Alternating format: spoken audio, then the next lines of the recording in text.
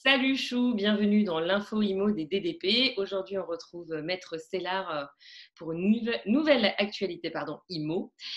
Bonjour Antoine. Bonjour Camille. Alors Antoine, on a tout de suite des questions à vous poser. Quelle est cette fameuse actualité immobilière? Alors, l'actualité, c'est la nouvelle ordonnance qui est tombée le 15 avril 2020. On l'avait indiqué dans la précédente vidéo, on s'attendait à ce qu'il y ait une nouvelle ordonnance qui vienne préciser la précédente du 25 mars. Le premier point important, c'est que l'état d'urgence sanitaire s'achèvera le 24 mai parce qu'il y avait un petit doute en fait sur la date. Et donc, c'est un premier point important qui est vérifié. Ok.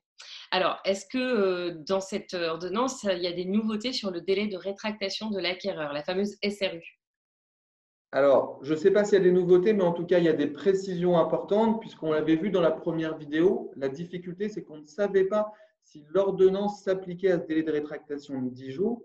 Et cette ordonnance du 15 avril, donc la deuxième, elle vient très clairement rajouter un alinéa pour dire que le présent article n'est pas applicable au délai de rétractation. C'est très important, ça veut dire que l'acquéreur n'a pas, comme on aurait pu l'imaginer en interprétant la première ordonnance, l'acquéreur n'a pas un nouveau délai de rétractation qui repartirait à la fin de la crise sanitaire, comme ça aurait pu être le cas. Donc attention, bien informer les vendeurs et les acquéreurs. C'est le droit commun qui s'applique comme d'habitude. Un délai de 10 jours, peu importe qu'on ait signé avant le 12 mars ou après, pas de nouveau délai de rétractation. Ok. Est-ce que sur la question de la condition suspensive de prêt, excusez-moi, est-ce qu'il y a du nouveau de ce côté-là? Alors, pas de nouveau, c'est vraiment conforme à la première vidéo. A priori, l'ordonnance ne s'applique pas puisque c'est des délais qui sont convenus entre les parties. Donc, quand l'acquéreur sent qu'il va avoir des difficultés pour obtenir son offre de prêt, on n'hésite pas, vendeur et acquéreur, avec le notaire et l'agent, à venir proroger la date d'obtention de l'offre de prêt. Très bien. Et alors la dernière question, c'est sur la DIA, donc le droit de préemption. Qu'est-ce qui se passe de ce côté-là? Alors, ce qui se passe, on s'y attendait justement à ce que le gouvernement, dans la nouvelle ordonnance, fasse en sorte de raccourcir les délais pour éviter surtout de freiner l'immobilier. C'était le plus important pour le gouvernement, c'est ce qu'il a fait.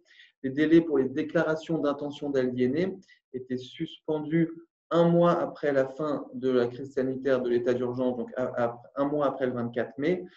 Il a modifié cela dans l'ordonnance et désormais, les délais sont suspendus mais reprennent dès le 24 mai et plus un mois après. Donc ça va permettre de raccourcir les délais.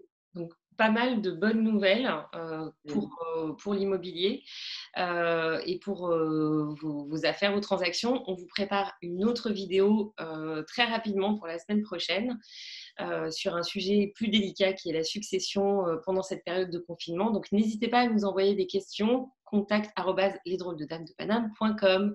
Bonne journée, Chou. Salut Antoine, merci. À bientôt.